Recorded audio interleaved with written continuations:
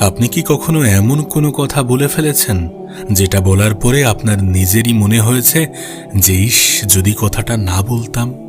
কখনো কি এমন হয়েছে কেউ আপনাকে অপমান করেছে আর আপনি সঙ্গে সঙ্গে রেগে গিয়ে এমন কোনো উত্তর দিয়েছেন যেটা দেওয়ার পরে আপনার নিজেরই মনে হয়েছে যে ইস, যদি না বলতাম? কখনো কি কাউকে মেসেজ করার সিদ্ধান্ত না নিয়েও তাকে রাতের বেলা দুর্বল হয়ে মেসেজ করে ফেলেছেন? কখনো কি ঠিক করেছেন আজ থেকে আমি বদলে যাব, কিন্তু কয়েক ঘন্টা পর আবার সেই পুরনো অভ্যাসে ফিরে গেছেন? যদি এগুলোর কোনো একটা আপনার জীবনের সাথে মিলে যায়, তাহলে আজকের ভিডিওটা আপনার জন্য। কারণ আপনার সবচেয়ে বড় সমস্যা আপনার ভাগ্য নয়, আপনার সবচেয়ে বড় সমস্যা আপনার আশেপাশের মানুষ নয়, আপনার সবচেয়ে বড় সমস্যা হতে পারে আপনার নিজের মন। হ্যাঁ, আপনার নিজের মন। আপনার মন যদি আপনার নিয়ন্ত্রণে থাকে, তাহলে আপনি কঠিন পরিস্থিতিতেও শান্ত থাকতে পারবেন। মানুষ আপনাকে উস্কানি দেবে, আপনি শান্ত থাকবেন। কেউ আপনাকে অবহেলা করবে, আপনি নিজের মূল্য ভুলবেন না। কেউ আপনাকে অপমান করবে, আপনি নিজের ব্যক্তিত্ব হারাবেন না। কেউ আপনাকে ছেড়ে চলে যাবে, আপনি ভেঙে পড়বেন না। তার কারণ তখন আপনি বুঝে যাবেন যে আমার অনুভূতি আমি অনুভব করব, কিন্তু আমার অনুভূতি আমার সিদ্ধান্ত নেবে না। আর এটাই আসল শক্তি। দেখুন, পাওয়ারফুল হওয়া মানে কাউকে ভয় দেখানো নয়, পাওয়ারফুল হওয়া মানে কাউকে হারিয়ে দেয়া নয়, পাওয়ারফুল হওয়া মানে নিজের মনকে নিয়ন্ত্রণ করতে পারা। আজ এই ভিডিওতে আমরা এমন কিছু ফিজিওলজিক্যাল প্রিন্সিপাল নিয়ে কথা বলবো যেগুলো আপনার চিন্তাভাবনা, আপনার রাগ, আপনার আবেগ, আপনার সম্পর্ক, আপনার সিদ্ধান্ত নেওয়ার ক্ষমতাকে সম্পূর্ণ নতুনভাবে দেখতে সাহায্য করবে। তাই ভিডিওটা শেষ পর্যন্ত দেখুন, কারণ শেষের দিকে আপনাকে এমন একটা মাইন্ড কন্ট্রোল রুল দেব যেটা আপনি প্রতিদিন ব্যবহার করলে আপনার আচরণে ধীরে ধীরে একটা বড় পরিবর্তন আসবে। তো চলুন শুরু করা যাক। প্রথম টপিক হচ্ছে, যে নিজেকে নিয়ন্ত্রণ করতে পারে সেই আসল শক্তিশালী। দেখুন, প্রথমে একটা বিষয় বুঝে নিন। আপনি যদি আপনার রাগকে নিয়ন্ত্রণ করতে না পারেন, তাহলে আপনার রাগ আপনাকে নিয়ন্ত্রণ করছে। আপনি যদি আপনার ভয়কে নিয়ন্ত্রণ করতে না পারেন, তাহলে আপনার ভয় আপনার সিদ্ধান্ত নিচ্ছে। আপনি যদি নিজের লোভকে নিয়ন্ত্রণ করতে না পারেন, তাহলে আপনার লোভ আপনার ভবিষ্যৎ ঠিক করছে। আর আপনি যদি অন্য মানুষের আচরণের উপরে নিজের মুড নির্ভর করান, তাহলে আপনি আপনার জীবনের রিমোট কন্ট্রোল অন্য মানুষের হাতে দিয়ে দিয়েছেন। ভাবুন, কেউ আপনাকে একটা কথা বলল, আপনার মাথায় সঙ্গে সঙ্গে রাগ চলে এলো। আপনি উত্তর দিলেন, তারপর ঝগড়া হলো, তারপর সারা দিন আপনার মাথায় সেই ঘটনাটা ঘুরতে থাকলো। এখানে আসলে কি হলো? লোকটা আপনাকে একটা কথা বলেছিল মাত্র, কিন্তু তার পরের কয়েক ঘন্টা আপনি নিজেই তাকে দিয়ে আপনার মাথার ভিতরে জায়গা করে দিলেন। এটাই ইমোশনাল কন্ট্রোলের অভাব। একজন শক্তিশালী মানুষও রাগ অনুভব করে, কিন্তু সে রাগের সঙ্গে সঙ্গেই অ্যাকশন নেয় না। সে নিজেকে বলে, আমি রাগ করেছি, কিন্তু এখনই সিদ্ধান্ত নেওয়ার কোনো দরকার নেই। এই ছোট্ট বিরতিটাই অনেক বড় শক্তি। তার কারণ reaction is automatic, response is a choice. প্রতিক্রিয়া অনেক সময় স্বয়ংক্রিয়, কিন্তু উত্তর দেয়াটা এটা আপনার সিদ্ধান্ত। আর যে মানুষ নিজের রিয়াকশনের মাঝে একটা ছোট্ট পজ তৈরি করতে পারে, সে ধীরে ধীরে নিজের জীবনটাকে নিজের হাতে নিতে শুরু করে। দ্বিতীয় বিষয় হচ্ছে পজ পাওয়ার, মানে সঙ্গে সঙ্গে উত্তর দেবে না। দেখুন, আপনার জীবনের অনেক বড় সমস্যা তৈরি হয় মাত্র কয়েক সেকেন্ডের জন্য। কেউ আপনাকে অপমান করলো, আপনি সঙ্গে সঙ্গে উত্তর দিলেন। কেউ আপনাকে মেসেজের রিপ্লাই দিল না, আপনি সঙ্গে সঙ্গে ধরেই নিলেন যে ও আমাকে ইগনোর করছে। কেউ আপনার কাজের সমালোচনা করলো, আপনি সঙ্গে সঙ্গে ভাবলেন যে ও আমাকে ছোট করছে। এই সঙ্গে সঙ্গে ব্যাপারটাই অনেক সময় আমাদেরকে দুর্বল করে দেয়। তাই একটা নিয়ম মনে রাখুন, যখন আবেগ তীব্র হবে তখন সিদ্ধান্ত ধীর করুন। রাগের সময় মেসেজ পাঠাবেন না, অতিরিক্ত উত্তেজিত অবস্থায় বড় সিদ্ধান্ত নেবেন না। নিজেকে কয়েকটা মিনিট সময় দিন, কখনো কখনো কয়েক ঘন্টা, প্রয়োজনে কয়েক দিন। কারণ আপনি যখন শান্ত হন, তখন একই পরিস্থিতি সম্পূর্ণ অন্যরকম মনে হতে পারে। আপনি নিজেকে একবার প্রশ্ন করুন, আমি এখন যা করতে চাই সেটা কি আমার ভবিষ্যতের জন্য ভালো? এই একটা প্রশ্নই আপনাকে অনেক ভুল সিদ্ধান্ত থেকে বাঁচাবে। তৃতীয় বিষয় হচ্ছে, মানুষ যা করে তার সবকিছু আপনার বিরুদ্ধে নয়। আমাদের মন একটা অদ্ভুত কাজ করে। কেউ আমাদের সঙ্গে একটু অন্যরকম আচরণ করলেই আমরা গল্প বানাতে শুরু করি। ও আমাকে পছন্দ করে না, ও আমাকে অপমান করেছে, ও আমাকে অপমান করতে চেয়েছে, ও আমাকে ইচ্ছা করেই এড়িয়ে যাচ্ছে, সবাই আমার বিরুদ্ধে। কিন্তু সত্যিটা হলো, অনেক সময় আমরা বাস্তবতার চেয়ে নিজের ইন্টারপ্রিটেশনকে বেশি বিশ্বাস করি। ধরুন একজন বন্ধু আপনার ফোন ধরল না, আপনার মাথায় প্রথম যে চিন্তাটা আসে, ও আমাকে ইগনোর করছে। কিন্তু অন্য সম্ভাবনাগুলো কি কি? হয়তো সে ব্যস্ত, হয়তো সে ফোন দেখেনি, হয়তো তার নিজের কোনো সমস্যা চলছে, হয়তো কথা বলার মতো মানসিক অবস্থা তার নেই। আপনি জানেন না, কিন্তু আপনার মস্তিষ্ক একটা গল্প তৈরি করে ফেলেছে। এখানে একটা গুরুত্বপূর্ণ ফিজিওলজিক্যাল প্রিন্সিপাল মনে রাখুন, ফ্যাক্ট এবং স্টোরি এক জিনিস নয়। ফ্যাক্ট হলো ও আপনার ফোন ধরেনি, আর স্টোরি হলো সে আমাকে ইগনোর করেছে। এই দুটো জিনিসকে আলাদা করে ফেলুন, দেখবেন আপনার মানসিক শান্তি অনেকটাই বেড়ে গিয়েছে। চতুর্থ পয়েন্ট বা চতুর্থ বিষয় হচ্ছে, সবাইকে সন্তুষ্ট করার চেষ্টা বন্ধ করুন। আপনি যতই ভালো মানুষ হন না কেন, সবাই আপনাকে পছন্দ করবে না। আপনি যতই ভালো কাজ করুন না কেন, কেউ না কেউ আপনার সমালোচনা করবে। আপনি যতই সৎ থাকুন না কেন, কেউ না কেউ আপনার উদ্দেশ্য নিয়ে প্রশ্ন তুলবে। আর আপনি যদি সবার অ্যাপ্রুভাল পাওয়ার চেষ্টা করেন, তাহলে একটা সময় আপনি নিজের পরিচয়টাই হারিয়ে ফেলবেন। একটা সময় আপনি নিজের জন্য বাঁচবেন না। আপনি ভাববেন মানুষ কি বলবে, ও কি ভাববে, ও কি বলবে, আমাকে নিয়ে কি সমালোচনা হবে, আমি এটা করলে সবাই কি আমাকে পছন্দ করবে? কিন্তু একটা প্রশ্ন করুন, সবাইকে খুশি করতে গিয়ে আমি কি নিজেকেই অখুশি করে ফেলেছি? মনে রাখবেন, আপনার কাজ সবার অ্যাপ্রুভাল পাওয়া নয়, বরং আপনার কাজ হলো নিজের ভ্যালু অনুযায়ী নিজের জীবন তৈরি করা। সবাই আপনাকে বুঝবে না, সবাই আপনাকে সম্মান করবে না, সবাই আপনার পাশে থাকবে না, এটাই স্বাভাবিক। আর এটাকে যত দ্রুত বুঝে যাবেন, ততই আপনার জন্য ভালো। আপনার শক্তি তখনই তৈরি হবে যখন আপনি বুঝবেন, সবাই আমাকে পছন্দ না করলেও আমি ঠিক থাকতে পারি। পঞ্চম বিষয় হচ্ছে নীরবতার শক্তি। দেখুন, সব প্রশ্নের উত্তর দিতে হয় না, সব অপমানের জবাব দিতে হয় না, সব আর্গুমেন্ট জিততে হয় না, সব মানুষকে নিজের পয়েন্ট অফ ভিউ বোঝাতে হয় না। অনেক সময় আপনার সবচেয়ে বড় শক্তি হলো আপনার সাইলেন্স। কারণ আপনি যখন প্রতিটি কথার উত্তর দিতে শুরু করেন, তখন আপনি অন্য মানুষের হাতে আপনার ইমোশনাল এনার্জি তুলে দিয়ে থাকেন। কেউ আপনাকে ছোট বড় কথা বলল আর আপনি রেগে গেলেন, কে জিতল? কেউ আপনাকে তর্কে ঠেলে দিল আর আপনি ঘন্টার পর ঘন্টা আর্গুমেন্ট করলেন, ক্লান্ত হলেন আপনি, কিন্তু সে কিছুই হারালো না। তাই আপনি নিজের কাছে নিজেই প্রশ্ন করুন, যেই কথোপকথনটা কি আমার শান্তির চেয়েও বেশি গুরুত্বপূর্ণ? যদি উত্তর না হয়, তাহলে চলে আসুন। সব যুদ্ধ জেতার দরকার নেই, কিছু যুদ্ধ এড়িয়ে যাওয়াটাই সবথেকে বুদ্ধিমানের কাজ। 6 নম্বর বিষয় হচ্ছে ইমোশনাল ডিট্যাচমেন্ট। অনুভূতি থাকবে কিন্তু আসক্তি নয়। ইমোশনাল ডিট্যাচমেন্ট মানে অনুভূতিহীন হয়ে যাওয়া নয়। এটার মানে হলো, আপনি কাউকে ভালোবাসবেন কিন্তু নিজের অস্তিত্ব হারাবেন না। আপনি কাউকে সম্মান করবেন কিন্তু তার অ্যাপ্রুভালের জন্য ভিক্ষা করবেন না। আপনি কাউকে মিস করবেন কিন্তু নিজের জীবন থামিয়ে রাখবেন না। আপনি কাউকে হারালে কষ্ট পাবেন কিন্তু নিজের ভবিষ্যৎ ধ্বংস করবেন না। কারণ একটা কঠিন সত্য হলো, মানুষ পরিবর্তিত হয়, সম্পর্ক পরিবর্তিত হয়, পরিস্থিতি পরিবর্তিত হয়, কিন্তু আপনার নিজের সঙ্গে আপনার সম্পর্কটাই সবথেকে দীর্ঘ সম্পর্ক। তাই নিজের সঙ্গে এমন সম্পর্ক তৈরি করুন, যেখানে আপনি একা থাকলেও নিজেকে অসম্পূর্ণ মনে করবেন না। 7 নম্বর বিষয় হচ্ছে নো রেসপন্স। সবসময় দুর্বলতা নয়। অনেক মানুষ ভাবে যে আমি উত্তর না দিলে মানুষ আমাকে দুর্বল ভাববে, কিন্তু সবসময় তা নয়। কখনো কখনো উত্তর না দেয়া মানে আমি এই বিষয়ে আমার মানসিক শক্তি নষ্ট করতে চাই না। কেউ আপনাকে উত্তেজিত করার চেষ্টা করছে, আপনি ইগনোর করুন। কেউ বারবার আপনার অ্যাটেনশন চাইছে, সবসময় দিতে হবে না। কেউ আপনার শান্তি নষ্ট করছে, ডিস্টেন্স তৈরি করুন। মনে রাখবেন, সবাই আপনার সময় পাওয়ার যোগ্য নয়, সবাই আপনার এনার্জি পাওয়ার যোগ্য নয়, সবাই আপনার অ্যাটেনশন পাওয়ার যোগ্য নয়। আপনার সময় সীমিত, আপনার মন সীমিত, আপনার শক্তি সীমিত। তাই কোথায় এগুলো ব্যবহার করবেন, সেটা আপনাকেই ঠিক করতে হবে। 8 নম্বর বিষয় হলো নিজের মনকে প্রশ্ন করতে শেখান। আপনার মাথায় কোনো চিন্তা এলে সেটাকে সত্যি ধরে নেবেন না। ধরুন আপনার মনে হলো আমি পারবো না, সঙ্গে সঙ্গে নিজেকে প্রশ্ন করুন, কেন পারবো না? আমি কি সত্যি পারবো না, নাকি শুধু ভয় পাচ্ছি?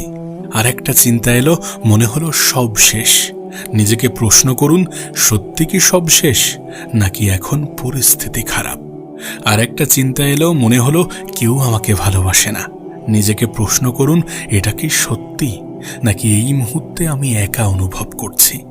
এভাবেই নিজের চিন্তাকে চ্যালেঞ্জ করুন, কারণ আপনার মাথায় যে চিন্তাটা আসে সেটা সবসময় সত্যি নয়। আপনি একটা চিন্তা করেছেন মানেই সেটা বাস্তব নয়। 9 নম্বর বিষয় হচ্ছে, নিজের আবেগের একটা নাম দিন। তখন নিজেকে শুধু বলবেন না যে আমার খারাপ লাগছে, বরং নির্দিষ্ট করে বলুন, আমি এখন রাগ করছি, আমি প্রত্যাখ্যান বোধ করছি, আমি ভয় পাচ্ছি, আমি অপমানিত বোধ করছি, আমি ইনসিকিউর অনুভব করছি।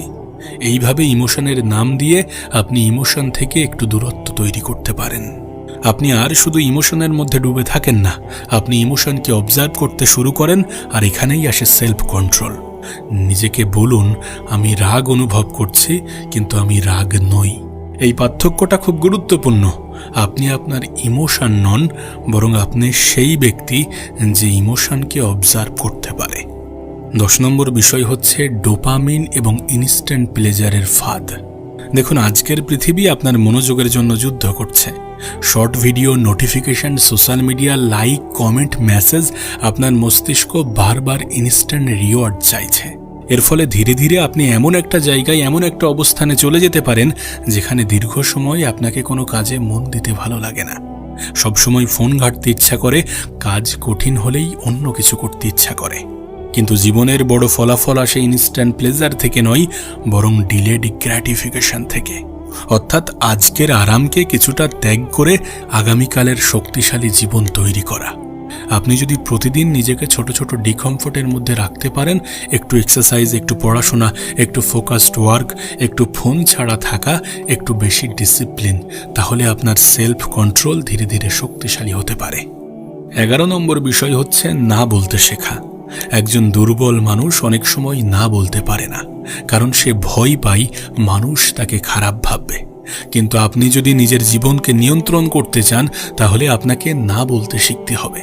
না, আমি এটা করতে পারবো না, না আমি এটাতে কমফোর্টেবল নই, না আমি এখন সময় দিতে পারছি না, না এটা আমার প্রায়োরিটি নয়।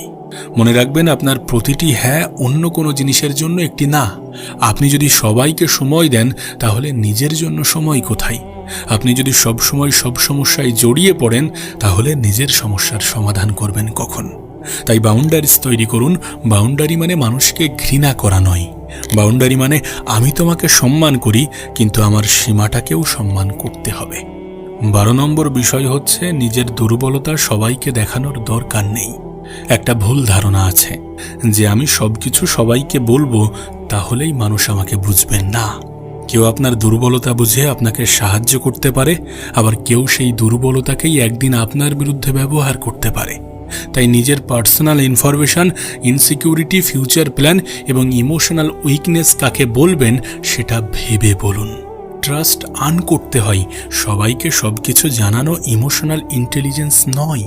কখন কথা বলতে হবে এবং কখন চুপ থাকতে হবে, এটাই ইন্টেলিজেন্স। 13 নম্বর বিষয় হচ্ছে আপনার ফিউচার সেলফসের কথা ভাবুন। এখন একটা পাওয়ারফুল এক্সারসাইজ করি।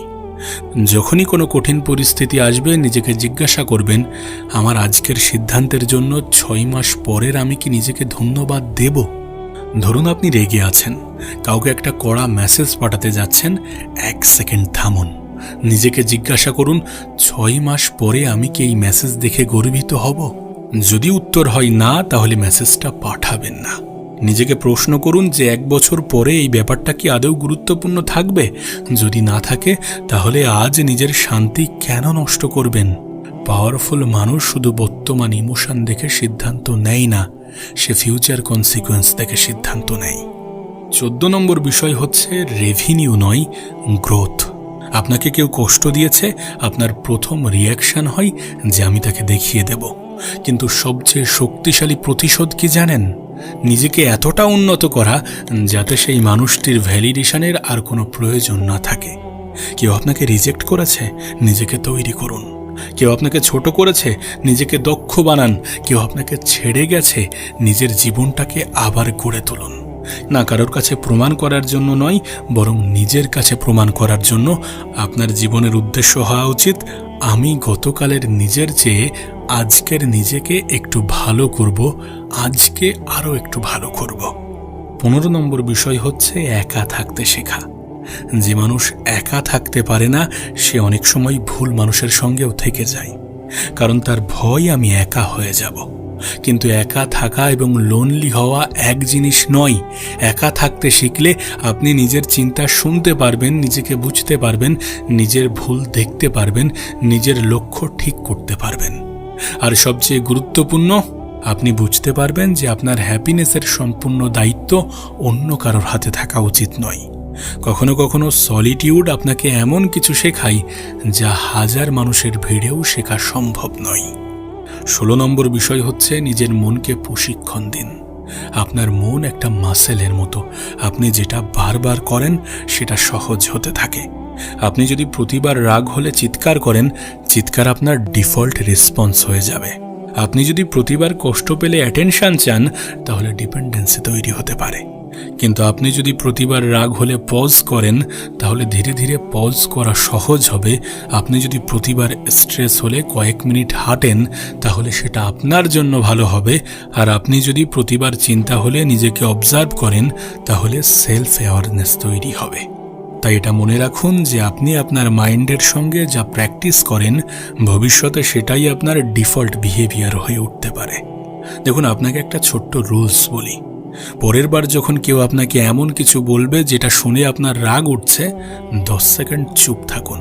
কথা বলার আগে শ্বাস নিন, মনে মনে বলুন যে আমি এখন রেগে আছি।